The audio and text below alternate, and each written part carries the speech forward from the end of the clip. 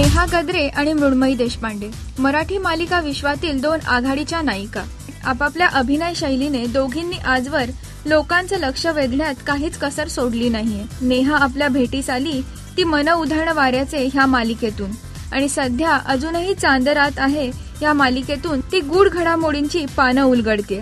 मन उधाण वाऱ्याचे मधली साधी सहज भूमिका ते अजूनही चांदरात मधली मॉडर्न मुलीची व्यक्तिरेखा नेहाने चांगलीच पेललीये. तर मृण्मयीनेही आपल्या अग्निहोत्र आणि कुंकू या मालिकांमधील व्यक्तिरेखांनी लोकांच्या मनात आपलं अढळ स्थान निर्माण केलं. नृत्य निपुण मृण्मयीने एकापेक्षा एकचा मंचही गाजवला आणि आता ह्या दोघी उत्कृष्ट अभिनेत्री आपल्याला दिसणार आहेत त्या मोकळा श्वास ह्या चित्रपटातून, ज्यात मृण्मयीची डी ग्लॅमरस तर नेहाची ग्लॅमरस अशी व्यक्तिरेखा आहे.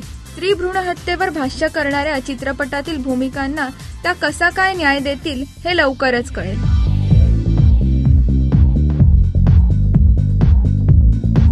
राजश्री.com करिता अदिती बेडेकर.